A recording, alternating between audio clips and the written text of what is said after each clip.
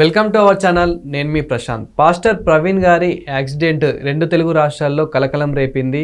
So ఇదే క్రమంలో తన వైఫ్ జెసికా గారు కూడా కొన్ని నిజాలు అయితే బయట పెట్టింది. ఇంతకా నిజాలు ఏంటి, దీని గురించి అయితే తెలుసుకుందాము. దీని గురించి అయితే మాట్లాడేందుకు ప్రస్తుతం మనతో పాటు సీనియర్ జర్నలిస్ట్ యజ్ఞమూర్తి గారు ఉన్నారు. నమస్తే అండి. నమస్తే ప్రశాంత్. సార్, పాస్టర్ ప్రవీణ్ గారి యాక్సిడెంట్ ఏదైతే ఉందో ఇది యాక్సిడెంట్ కాదు, ఒక ఇన్సిడెంట్. దీని వెనకాల చాలా అనుమానాస్పదాలు ఉన్నాయి, ఇంకెవరో ఉండి చేశారు అని చెప్పేసి ఇలాంటి చాలా ఆరోపణలు వస్తున్నాయి.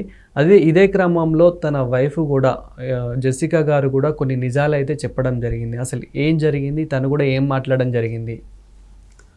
నిజంగానే మన రెండు తెలుగు రాష్ట్రాల్లో పాస్టర్ ప్రవీణ్ పగడాల ఆయన మృతి ఏదైతే ఉందో అది ఒక సంచలనంగా మారిందని చెప్పాలి.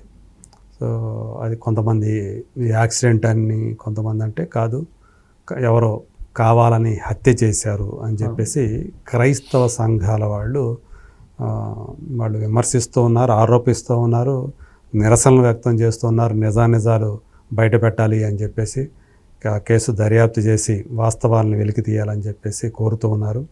సో ఇది మనకు తెలుసు. ఆయన విజయవాడలో ఒక కార్యక్రమాన్ని పాల్గొని అక్కడి నుంచి రాజమండ్రికి వెళ్తూ మార్గ మధ్యలో కొంతమూరు ఏదో ఆ ప్రాంతంలో తన బైక్ రాయల్ ఎన్ఫీల్డ్ మీద వెళ్తూ ఉన్నప్పుడు అంటే అనుమానాస్పద మృతిగా పోలీసులు దాన్ని ప్రాథమికంగా ఒక అంచనాకు వచ్చారు. మొదటేమో ఏదో వాహనం ఢీ కొనటం వల్ల ఆయన పడిపోయారు, యాక్సిడెంట్ అయింది అన్నట్టుగా మొదట బయటకు వచ్చింది అట్లా. కానీ తర్వాత కాదు, అక్కడ ఉన్నటువంటి ఆ సీన్ చూసిన వాళ్ళందరికీ కూడా, ఫోటోలు కానీ అవన్నీ చూసిన వాళ్ళకి, అలాగే దగ్గరుండి చూసిన వాళ్ళందరూ కూడా ఇది కాదు, ఇది యాక్సిడెంట్ కాదు, కావాలని హత్య చేశారు, ఆయన మీద కక్ష కట్టి. ఎందుకంటే కొన్ని రోజుల ముందే ఆయన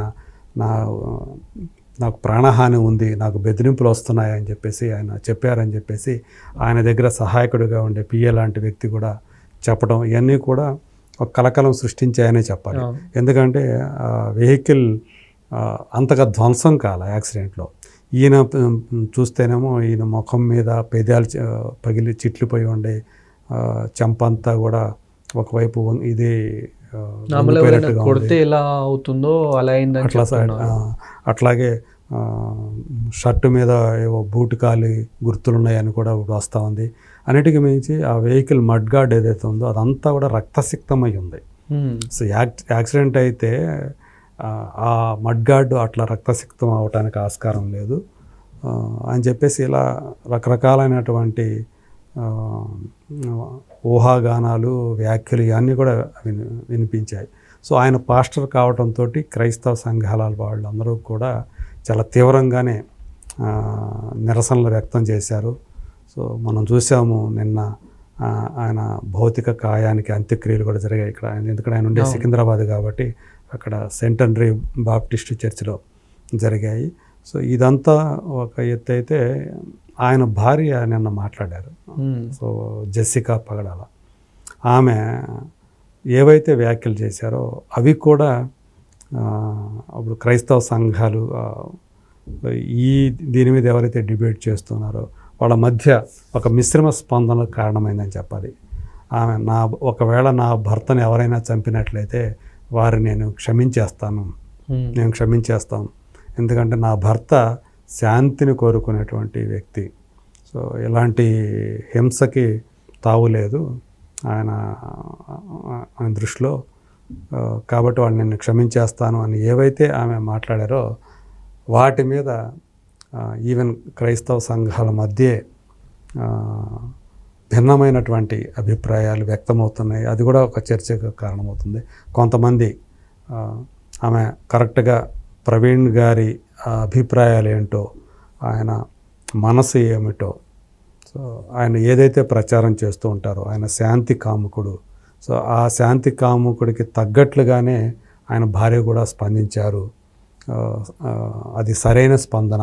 ఆమె అలా మాట్లాడటం అనేది చాలా మంచి పని, అది చాలా బాగుంది అని చెప్పి కొంతమంది దాన్ని పాజిటివ్గా తీసుకొని మాట్లాడుతూ ఉంటే, ఎక్కువ మంది మాత్రం దీని మీద దర్యాప్తు అనేది వేగవంతంగా జరపాలి. ఎందుకని పోస్ట్ మార్టం పూర్తయి 2 రోజులు అయిపోయినా కూడా ఇంతవరకు ఎందుకని రిపోర్ట్స్ బయట పెట్టట్లేదు వివరాలు, పోస్ట్ మార్టం రిపోర్ట్ ఎందుకు బయట పెట్టట్లేదు అని చెప్పేసి కొంతమంది ఆగ్రహావేశాలు వ్యక్తం చేస్తూ ఉన్నారు. ఇది దోషుల్ని మాత్రం బయటకు తీసుకొచ్చి ఆ దోషులకి కఠిన శిక్షలు పడేలాగా చెయ్యాలి అని చెప్పేసి చాలా ఆడలో ఉన్నటువంటి వాళ్ళే చాలామంది కోరుతూ ఉన్నారు. సో అయితే మిగతా క్రైస్తవ సంఘాల వాళ్ళు తప్ప మిగతా మతాలకు సంబంధించిన వాళ్ళు ఎవరూ కూడా అంటే ధార్మిక సంస్థలు ఏవైతే ఉంటాయో వాళ్ళెవరూ కూడా దీని మీద స్పందించినట్టు కనిపించలేదు. వ్యక్తులేవో కొంతమంది ఆయన అటు ఇస్లాం మతం మీద అలాగే హిందూ మతం మీద గతంలో అనుచితమైనటువంటి వ్యాఖ్యలు చేశాడు అంటూ కొన్ని పోస్టులు కూడా కనిపిస్తూ ఉన్నాయి సోషల్ మీడియాలో. దానికి తోడు ఒక వీడియో ఒక మతానికి సంబంధించినటువంటి ఆయన ప్రవీణ్ మీద ఆగ్రహం వ్యక్తం చేయటం అనేది ఒక వీడియో ఏదో బయటకు వచ్చింది. సో అది కనిపిస్తూ ఉంది. అలాగే ఈ డిబేట్లో ఎందుకంటే ఆయన పాస్టర్ ప్రవీణ్ గారు ఈ క్రైస్తవ సువార్త సభల్లో సందేశాలు ఇవ్వటమే కాకుండా కల్వరి టీవీ ఛానల్ అని ఒకటి ఉంటుంది. దాని ద్వారా కూడా ఆయన ధార్మిక పరమైనటువంటి ఉపన్యాసాలు ఇస్తూ ఉంటాడు, మోటివేట్ చేస్తూ ఉంటాడు. ఈ క్రమంలో ఆయన కొంతమందికి శత్రువు అయ్యాడు. సో ఇక్కడ అనేది అంటే కొంత డిబేట్ అనేది కనిపిస్తూ ఉంది. నిజంగా ఆయన ఇతర మతాల వాళ్ళని కించపరుస్తూ మాట్లాడా అంటే కొంతమంది ఆయన నిజంగానే ఇట్లా రామాయణంలో ఉన్నటువంటి పాత్రల్ని కించపరుస్తూ మాట్లాడాడు. అంటే ఇదే క్రమంలో ఇక్కడ వాళ్ళు కూడా ఏమంటున్నారంటే క్రిస్టియన్స్ ఎవరైతే ఉంటారో సో హిందువులలో కూడా చాలామంది క్రిస్టియన్స్ని కించపరుస్తూ ఉంటారు, గొర్రెలు అంటూ ఉంటారు. అదేవిధంగా రాధా మనోహర్ దాస్ గారు కూడా ఎన్నోసార్లు మమ్మల్ని అన్నాడు, కానీ మేము శాంతిపరంగా ఉండాలి అని చెప్పేసి మేము ఏ ఒక్కసారి కూడా రియాక్ట్ అవ్వట్లేదు. ఒక్కసారి మేము రియాక్ట్ అయితే ఎలా ఉంటుందో మీరు ఊహించుకోండి అని చెప్పేసి అంటే వాళ్ళు కూడా వాళ్ళ వర్షన్లో మాట్లాడుతూ ఉన్నారన్నమాట. సో అంటే ఇక్కడ ఎవరిది తప్పంటారు, ఎవరిని రెచ్చగొట్టే ప్రయత్నం చేశారంట? నిజానికి ఎవరైనా సరే వాళ్ళు ఒక మతపరమైనటువంటి అంశాలు మాట్లాడేటప్పుడు తమ మతానికి సంబంధించి అంటే మత విశ్వాసాలు కలిగి ఉండటంలో తప్పు లేదు. కానీ ఇతర మతస్థుల్ని ఇతర మతాల్ని కించపరుస్తూ ఇతర మతస్థుల మనోభావాన్ని గాయపరిచేటట్లుగా మాట్లాడటం అనేది ఎవరు చేసినా ఏ మతానికి సంబంధించిన వాడు చేసినా తప్పే. అది నీ మతాన్ని నువ్వు గౌరవించుకో, నీ మతాన్ని నువ్వు బోధించుకో, కానీ ఆ క్రమంలో ఇతర మతాల్ని ఇతర మతస్థుల్ని కించపరిచే రీతిలో మాట్లాడొద్దు. ఎందుకంటే వాళ్ళు ఇంకొక మతాన్ని విశ్వసించే వాళ్ళని మీరు ఆ మతం గురించి తప్పుగా మాట్లాడితే ఖచ్చితంగా వాళ్ళు రియాక్ట్ అవుతారు. సో ఇది హిందూ మతం కానీ ఇస్లాం మతం కానీ క్రైస్తవ మతం కానీ ఇంకో మతం కానీ ఈ మతాల వాళ్ళందరూ కూడా ఏ మతం వాళ్ళైనా కావచ్చు.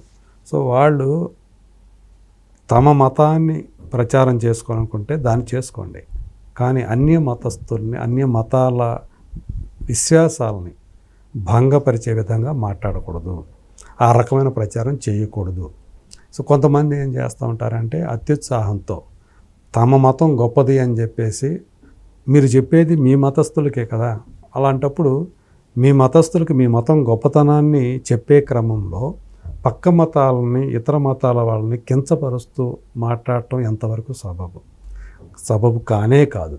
నువ్వు నీ మతాన్ని ఎలా విశ్వసిస్తావో ఇంకో మతం వాళ్ళు కూడా వాళ్ళ మతాన్ని అదే రీతిలో విశ్వసిస్తూ ఉంటారు. మనకు ఉండాల్సింది మనం ఎట్లయితే వ్యక్తులు మన మనుషులుగా ఒకరు ఎలా పరస్పరం గౌరవించుకుంటామో అదేవిధంగా మతాన్ని కూడా గౌరవించుకోవాలి. అంటే పరమత సహనం అనేది మత సామరస్యం అనేది అందరూ కూడా పాటించాలి, అలవర్చుకోవాలి. అంతేగాని దాన్ని ఎగతాళి చేయకూడదు, వాళ్ళ అలవాట్లను ఎగతాళి చేయకూడదు, ఇంకొకరు అలవాట్లని, అలాగే వాళ్ళ మతాలు వాళ్ళు నమ్మేటువంటి దేవుళ్ళని కానివ్వండి, వాళ్ళకి సంబంధించినటువంటి పురాణాలు కానివ్వండి, గ్రంథాలు కానివ్వండి, వాటి అంశాలని మీరు వేలెత్తి చూపిస్తే ఖచ్చితంగా గొడవ అవుతాయి. మీ మతానికి సంబంధించినటువంటి ఏమైనా లూప్ హోల్స్ ఉంటే మీరే మాట్లాడుకోండి, గొడవ లేదు. అది మీ మతమే కాబట్టి. అవును. మీ ఒక మతం వాళ్ళు ఇంకొక మతానికి సంబంధించిన దాంట్లో దూరి వెళ్ళి అందులో తప్పొప్పుల్ని మీరు గనక ఎత్తు చూపుతా ఉంటే అది ఖచ్చితంగా వాళ్ళ మనోభావాన్ని దెబ్బతీస్తుంది. మీరెవరు మాట్లాడటానికి? ఏదైనా ఉంటే మాది మేము మాట్లాడుకుంటాం.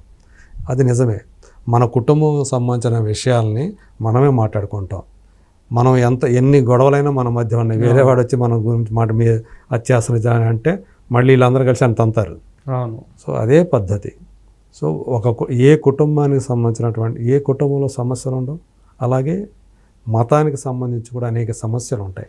అవన్నీ ఆ మతంలో ఉండేవాళ్ళే చేసుకోవాలి. వాటికి సంబంధించినటువంటి ఏవైనా ప్రశ్నలు వస్తే వాటికి జవాబులు వాళ్ళే అన్వేషించుకోవాలి. అలా ఎందుకు చేశారు, ఇలా ఎందుకు రాశారు, ఇది ఎందుకు వచ్చింది అంటే అది ఆ కాలానికి సంబంధించినటువంటి అలవాట్లు. అప్పుడు చాలా అలవాట్లు మారుతూ వచ్చాయి. ఒకప్పుడు అనాగరికంగా ఉన్నవి ఇప్పుడు నాగరికం కావచ్చు, అప్పుడు నాగరికంగా ఉన్నవి ఈరోజు అనాగరికం. అన్నిట్లో కూడా మార్పు వచ్చింది. వస్త్రధారణల దగ్గర నుంచి ఒకప్పుడు బట్టలే లేని స్థితి నుంచి ఈరోజు ఇట్లా వచ్చామంటే ఎంత క్రమంగా మనం నాగరికతను అలవాటు చేసుకుంటూ వచ్చాము. దాన్ని బట్టి ఇవన్నీ కూడా వచ్చాయి. కాబట్టి ఎప్పటికప్పుడు ఏమైనా తప్పులు ఉంటే వాటిని సంస్కరించుకుంటూ ముందుకు వెళ్ళాలి. అలా మతాలనేవి ఉండాలి, కానీ అవతల మతాన్ని తక్కువ చేసో కించపరిచి తమ మతాన్ని ఎక్కువ చేసుకోవాలని ప్రయత్నించడం అనేది తప్పే. వాళ్ళు ఏ మతానికి సంబంధించిన వాళ్ళైనా సరే, వాళ్ళు హిందూ మతమా, క్రైస్తవ మతమా, ఇస్లాం మతమా, సిక్కు మతం, ఇంకో మతం అని కాదు. ఎవరైనా సరే మీ మతాన్ని మీరు ఎంత గొప్పగానే చెప్పుకోండి దాని గురించి, కానీ పక్క మతాన్ని మాత్రం కించపరచద్దు. దానివల్లే సమస్యలు. సో ఇక్కడ పాస్టర్ ప్రవీణ్ విషయంలో ఏం జరిగింది ఏంటి అనేది పక్కన పెడితే ఆయన భార్య జెస్సికా చేసినటువంటి అది మేము క్షమించేస్తామనేది ఏదైతే ఉందో, నిజంగా ఒకవేళ ఆయన నిజంగా హత్య అయితే కనుక ఆ హంతకుని నేను క్షమించేస్తానని ఆమె ఏమైతే చెప్తుందో అది ఆమె గొప్ప మనసుని తెలియజేస్తుందని చెప్పాలి. అది కూడా అంటే పాస్టర్ ప్రవీణ్ ఆయన శాంతి కాముకుడు అని కూడా ఆమె చెప్తూ ఉంది. సో ఇది వాళ్ళ మంచి హృదయానికి నిదర్శనంగా దీన్ని తీసుకోవాలి. అయితే ఇది నిజంగా ఆమె క్షమించవచ్చు, కానీ చట్టం తన పని చేసుకుపోతుంది. కాబట్టి ఇది నిజంగా గనక ఆయన మృతి వెనక ఎవరన్నా ఉద్దేశపూర్వకంగా గనక ఎవరైనా చేస్తే గనక వాళ్ళు ఆ నిందితులు అనేవాళ్ళు బయటికి రావాలి. ఆ నిందితులకి ఖచ్చితంగా శిక్ష పడాలనే ఎవరైనా కోరుకుంటారు. Thank you sir. Thank you.